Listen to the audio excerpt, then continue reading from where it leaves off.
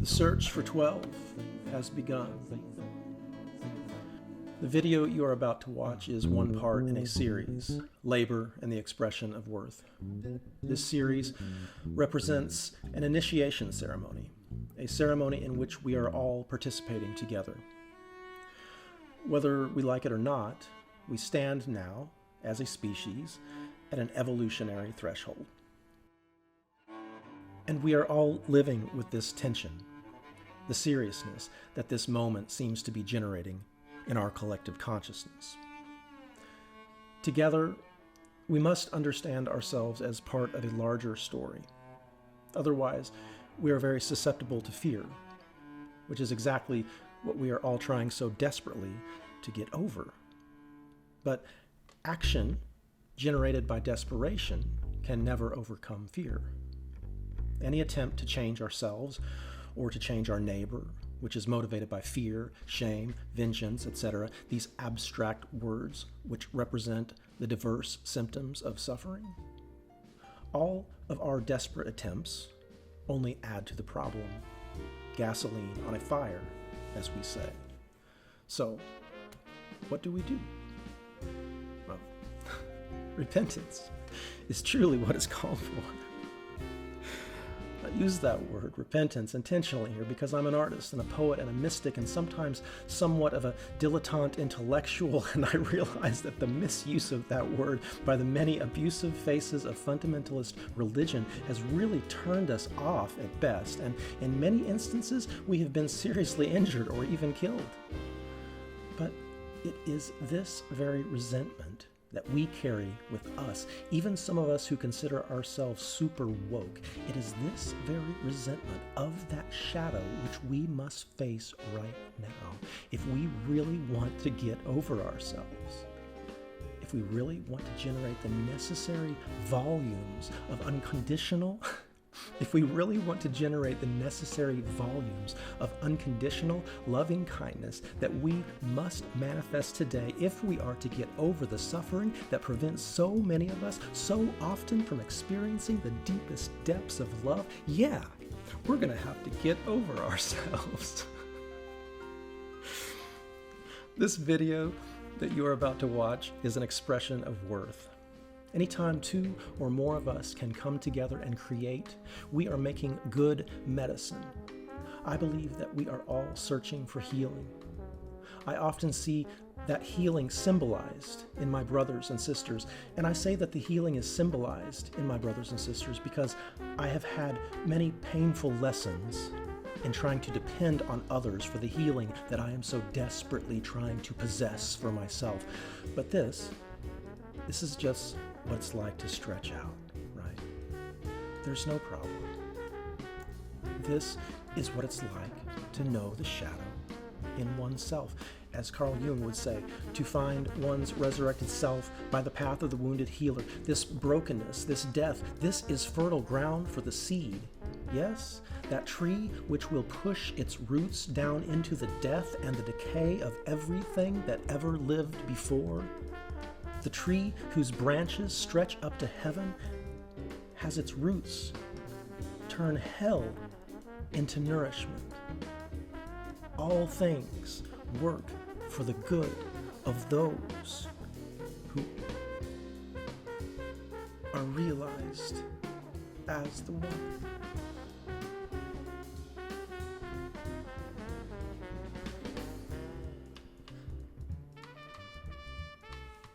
And so, as we approach this death and resurrection, we begin the search for 12. The same search in which the Christ asked those men to drop their fishing nets. Something's going on here, guys, he said. You're going to want to give this your full attention. Or perhaps we find ourselves at his feet with fragrant oil, as Mary, the one who loved him so deep. Yes, we must somehow be comfortable knowing ourselves in the hearts of the boys and the girls, these symbols may be revived in us. We may be visited by spirits of light, angels, spirit guides in many forms, helpers. But in order for these interactions to be helpful, we must be firmly rooted in the one love, that which the Christ called Father, that infinitely deep well of pure light, in whatever language you speak. The search for 12 has begun. We're starting a band. Stay tuned for auditions.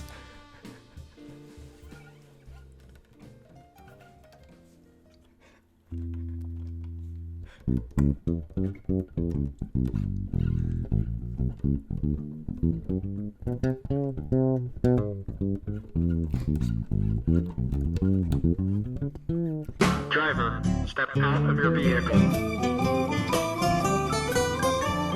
Remember that one time you pulled me over when you were a police officer? No, I would not have done that. Yeah, you pulled me over. Yeah, No way. Yeah, you're like, whoop, whoop, whoop.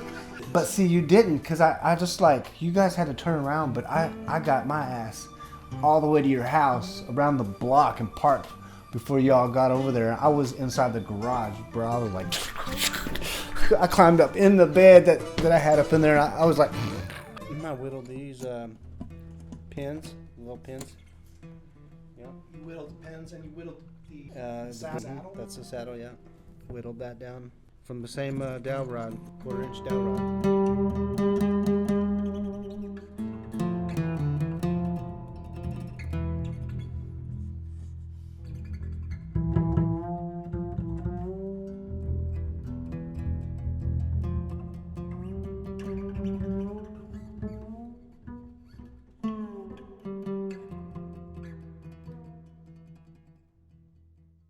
So we were talking about different seasons. Seasons. And what came to my memory, first of all, was just meeting you at Guitar Center. I would come in every day on my lunch from Aikens. That's when I worked at Aikens.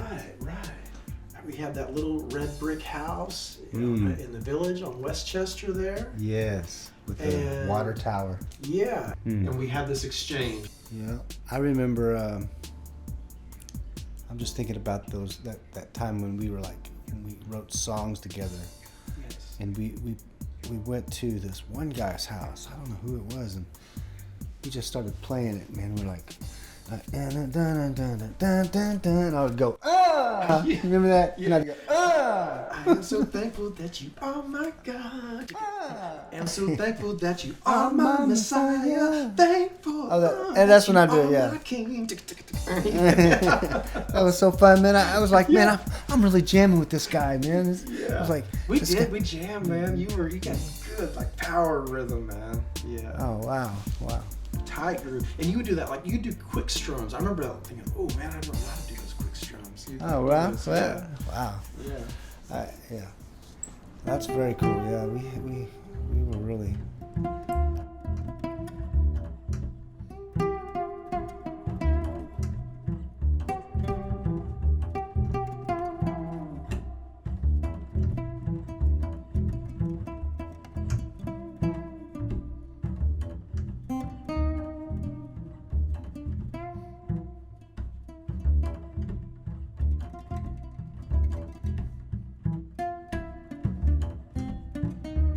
I remember everybody telling me, you're going to see the dark side of humanity. I thought they meant the bad guys.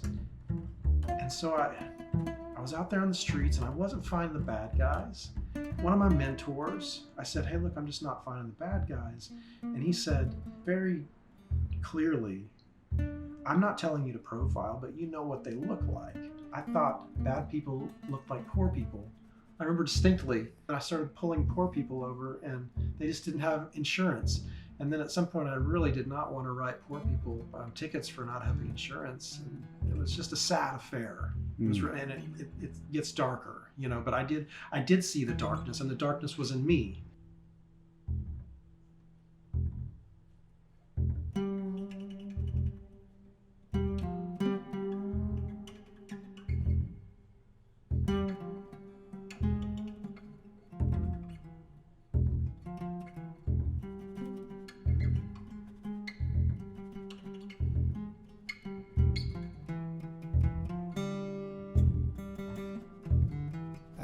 was some cool times. We had some interesting times too. You know, where remember that one time you pulled me over when you were a police officer. No, I would not have done that. Yeah, you pulled me over. Yeah, you. No way. Yeah, you're like whoop, whoop, whoop. And then and you were actually you were training with somebody. Remember, because my tags were out, and you, No. yeah, you're the guy you're training with, and you're like, oh, that's my guy. And so anyway, I don't know how you got out, what happened there, but I just was like, I didn't have to write. So I was in training, and Yeah. I had to pull you over. yeah, For your but tags. but Man, how come I don't remember this? But see, you didn't, because I just like, you guys had to turn around, but I got my ass all the way to your house, around the block, and parked before y'all got over there. I was inside the garage, bro. I was like, I climbed up in the bed that I had up in there, and I was like, before y'all even came around. Wow. And then I remember you telling me, you like, I think you just said, yeah. Did I know it was you? Huh? Did I know it was like? You knew it was me. Yeah, you knew it was me. Wow. Yeah. Man, that was a time. Yeah. It was interesting. I was a police officer Mm-hmm. for almost 1 year exactly. And I worked at Manhattan Bagel, Yes. And you would bring which bagels, went out of business. and you would bring like a bag of bagels to the house. Oh man, we got so bready on that. I gained those. I remember I was like, No way. another bagel. I remember that was. Yeah, you were. I was biking it. I had that bike. Yeah, there was some times. I was on a bike. Yeah. You were kind of rescuing me from a time, and you gave me like this grace period to like stay. I think it was like 6 months, you know, just to get like myself going and stuff. And I did too. I found something. Like I found something, man. It was a neat transition in my life to be able to like. I lived in your garage. It was so cool. It was through a harsh winter It was in time. the winter. Yeah, it was so wintry. Goodness. Yeah, it was cold. Oh my God. But it was warm up in my area. You know, I had that heater and those blankets. So it was nice. It was nice. I remember. And then every morning you'd wake up and play your guitar in the kitchen was just on the opposite side of Is that right? yeah, it was like like your kitchen 'Cause was everything was on the right- opposite side, like the garage, the living room was. well, the kitchen was directly Right. behind, you know, It was where a tiny little, like 900 square feet. I Yeah. think. yeah, I was. Little house. It was like if this was your kitchen, I was in the loft behind that wall right there. I remember. Yeah, Yeah. I yeah. remember right where that was. Yeah, and so it was cool. I could hear you playing every morning at the same time. Get on your guitar and be like, I would sing. When I sang. yeah, you'd sing. Yeah, you'd sing all kinds of stuff. I don't remember anything in particular, but you'd sing all kinds of cool stuff. Yeah, I got that Taylor working a guitar center. The Taylor that I played, Olivia. I don't have one thing from that time. All my instruments are new from after that time.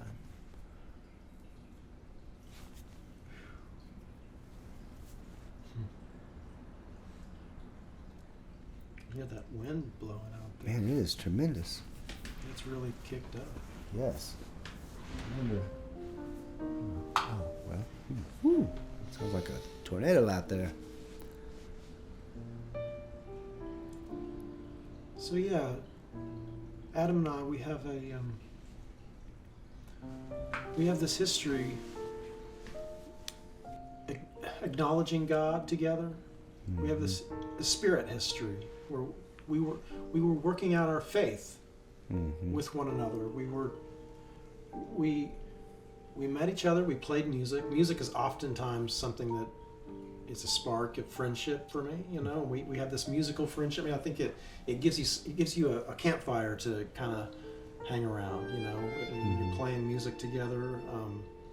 There's a brotherhood. There's a connection, right? And then we have a common faith. a fundamentalist Christian experience, and that there was also a genuine experience of spirit in the midst of a limited form. Mm-hmm. Is that accurate? Sure. Yeah. Yeah, that's a good way to say it. Were we kind of realizing the limitations of church as we knew it? Looking back, possibly the rejection, a sense of aloneness, and then for me, I don't know, I'm not trying to speak for you. I can only speak for myself. I know I was having that experience. I was disillusioned. All the rejection and all the shame that I had stored in my being, I was busy projecting that out. This is a safe way for me to talk about it like that. You know, it's like I was kind of raised up in a shame-based manner, and when I went out into the world as a young adult, I was trying to be strong and play my instruments and be somebody. Music made me feel like I was someone. And then trauma. There was plenty of it for me, and I know, kind of back to our friendship, there's been suffering playing around in me that's manifested in different types of neurosis that at times did not allow me to truly communicate with you, to truly be authentic and real with you. I can acknowledge that now, even, and it's not like, oh, I've got all that fixed. You know what I mean? Yeah. Like, I'm not doing that anymore. Like, oh, I'm better now. I don't hurt people anymore. Because that's just not the case. Somebody said, like, you can measure your enlightenment by how comfortable you are with your own hypocrisy. I don't know if that's true, but I do notice myself becoming. It seems like we're living in denial if I can't truly see my own foolishness and hypocrisy. Yeah. And the more I make peace with mine, the more comfortable I am with it and everybody else too. Yeah. I remember that particular time. It was very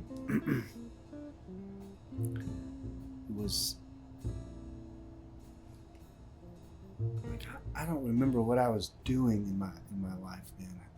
I was trying to follow a call.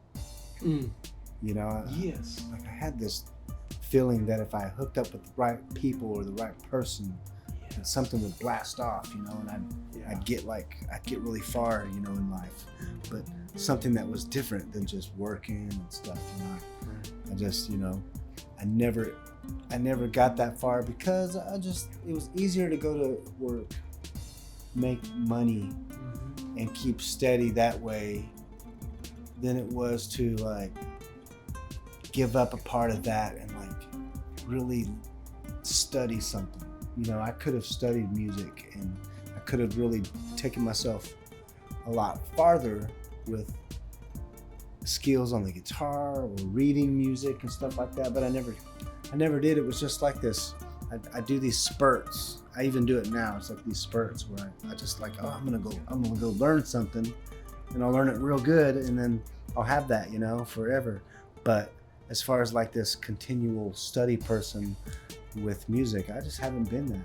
Like I haven't created time because I've always kept myself in a place where I have to like have a certain amount of, sleep for work or a certain amount of concentration. Like there was something always keeping me from fully engaging in wanting to like study, like to be able to read music. Your talent is quite developed, actually, and you're talking about seeing progress and change or a difference. Like I see your hands have undergone an education as I watched them play. You devoted yourself to the playing of the oud for a while. You actually learned and studied.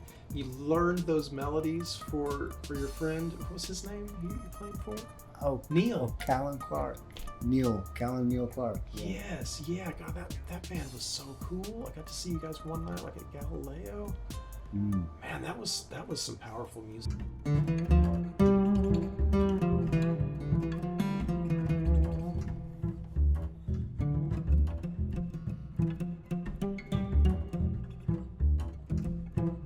You said you were trying to answer a call on your life.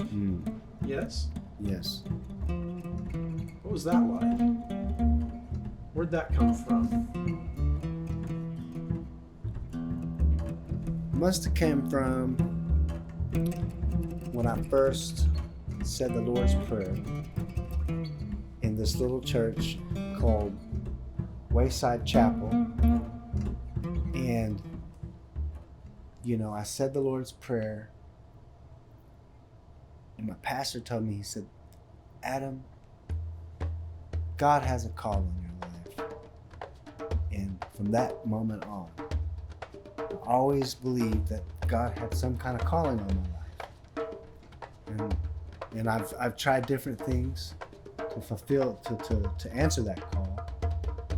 They might have been the right things at the time. I don't know. Maybe there's been several calls. Maybe there's always a different call, you know. Mm-hmm. Maybe as long as you stay present, the call changes and morphs as you go. You know, the call may be different tomorrow. Yes. Right. So I didn't really know that. I just went with what I felt, and that's what I mean. And so the call to me was I wanted to be a part of my life back then. Okay, so it's very interesting now. Right now, I love music. I got a studio, but I don't answer this call very much because I got a family too. Yes. You know, and I don't get to come up here as often as I'd like.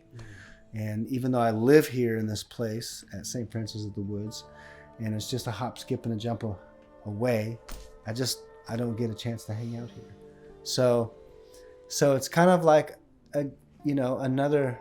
It's just my little home studio in another place. I get to use it whenever I have time, but back then I was playing guitar all the time. I really felt like I was going someplace, and meeting you made me feel like I was answering a call. You know, and you too. That's how it was meeting you. Man, I was just a free spirit then. I was just running free, feeling good, and I thought that I was just a free-spirited person. I don't know how I looked to you. I don't know if I looked troubled to you, or if I looked confused to you, or if I just seemed like a free-spirited person to you. I remember just us being as honest with each other about a lot of things as we could possibly be. Yeah. That's what I remember about. As misguided as I may be at any point in my life, I do remember our friendship being a point of authentic joy and encouragement, and we were working something out together, you know. Yeah. And I'm grateful. I truly am thankful just to be sitting here with you today. We're just experimenting with these cameras and this equipment. We've never really done an interview like this before. So hey. So we're just this is kind of we've recorded some music, and now we're doing this, and maybe we'll put it up on the YouTube channel. No. Maybe. We agreed that we would. I agreed. We'll not post anything unless we both. No. So I'll put it up unlisted, and I'll send it to you, and you can watch it. Oh, cool. You can do that? Travis is a very good video editor. I feel like I have an audience, because an audience, like when you take your eyes away from one audience area, then they get to see you look at somebody else. See, so that's how the cameras are doing. Right. So my cameras see me looking over and like, what the heck? But I'm talking to everybody. Yeah. This camera's really awkward for me because I have to be like, I'm looking at the camera now, and just looking away from Adam, obviously, like, hey, spending some camera. Yeah, I was like, how do I look at all these at the same time? So I got to kind of turn my body like this. Right. And then spin the chair a little bit. I just decided I'm just going to go with attention toward you. Who am I talking to? Who am I talking to? Because I've been doing a lot of talking to the cameras alone. I know who I'm talking to. I've got a microphone, I got a camera. But with you, I'm like, now I'm like, oh, I've got a real. It's great having an actual conversation. Oh, yes, I will look at you then. Yeah. Yes, you are the camera. Well, yeah, I don't know. What? Right.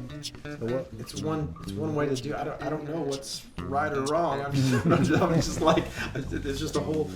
I suppose if you did it together, more, you would kind of. I guess you'd get into a groove. You'd begin to understand it, and then you would be able to kind of yeah, you could start to flow together. And I mean, like I noticed myself at one point, like you'd ask me a question and then I'd talk off into the stratosphere, and you kept bringing it back to kind of our time, which was cool. That was kind of like it's like the relationship. I mean, there was we were definitely, and I guess we still are, right? Like we're kind of exploring another space of like, okay, now it's over, but the cameras are still running, right? So some of it's really, I think it's probably necessary for the church, the stuff that kind of churns and boils in me. But then it's also connected to a lot of pain, right?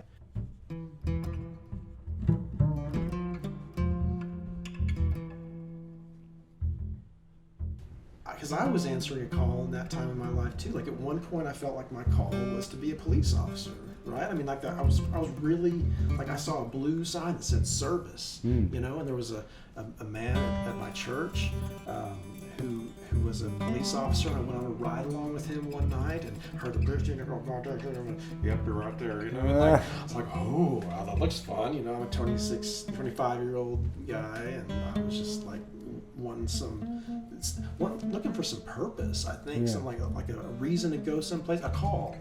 I was working out my salvation with fear and trembling, right? I mean, I'm trying to, I remember feeling like I never wanted to take anyone else to county jail again who was going to be cavity searched, you know? I mean, I knew it was, I answered the call in that form, right? And then I found out that 1 year that I was a police officer, I learned a lot. I mean, I learned a lot about life and about systems and about what it's like to be a police officer. And I have compassion for young men on the street now in those uniforms, you know, because I've been that young man. Just 1 year to find out that that's not really, that I did not want to be the hand of of an unjust justice system. And your presence in that time was almost like you were the one who kept reminding me. You're the face of the one who kept reminding me. It was like, because I was joining, and then like, and our friendship was really strong, and you kind of kept this, like there was a balance there as I was, you know, like shaving my head and had the gun, you know, and just driving around with the sunglasses, you know, and just, because that was the first job I'd ever had where I had medical insurance and I didn't have to empty the trash can. Right? I mean, I didn't, all I had to do was just drive around and write 20 tickets a month. Yeah. And that was just a kind of it wasn't a quota, it was just a goal. You know, I mean, it's not a quota. It's just, a goal and a quota at the end of the month when your sergeant wants you to fulfill it no matter what seems kind of like a quota. And then I heard another call, leaving that job, and then I think I went into probably, honestly, for the first time in my life, probably some kind of clinical depression. You know, it could be looked at that way. Like there was a big crushing because I was disillusioned then by the church and by the state. You know, by the justice system and having worn the uniform, and I was like, there was just kind of this, I think that's when my self-loathing, like the shame, I was about 27, 28 years old, and I think that's when it really started to come, you know, like because I had given my all to joining, you know, I mean, I gave that police officer role everything, and like that was gonna how I was gonna, you know, feed my family, and I was answering a call, and it was just, it was noble, you know, because I'm an idealist. I think like that. I really did see that, and I was like, I can do this. I can stand, you know, I can be noble, you know, I know there are bad things going on, but I can be good, you know. And then I kind of got in the middle of that and realized, oh, it chewed me up, and nobody ever punched me or shot me, or I'm kind of sensitive like that. That was a symptom of being chewed up, maybe. Maybe that's kind of what it is. There's a lot of chaos.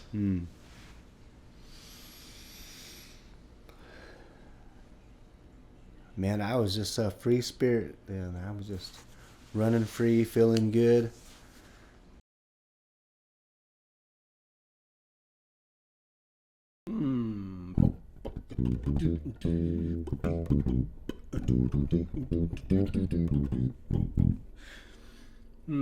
Sting. What kind of archetype is he? He's kind of like a trickster who dares you to be the lead singer bass player.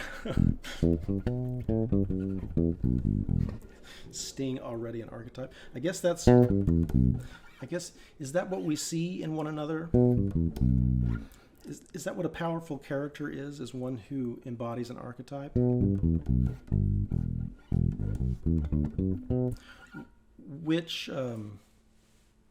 What expression of power will we consciously manifest in our lifetimes? Or maybe we have chosen another path, a path of weakness, telling ourselves that weakness is better than power because power will always be abused. And then we may have a myth story. We may have a story that gains traction in our hearts in a huge way. And there may be helpful ways to interpret that story, and there may be ways that are completely unhelpful.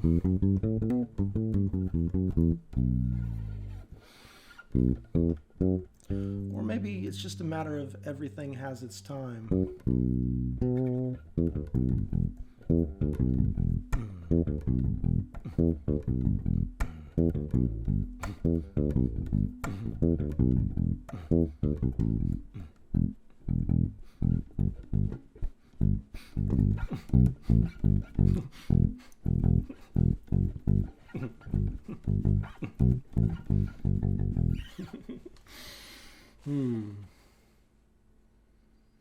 Yes.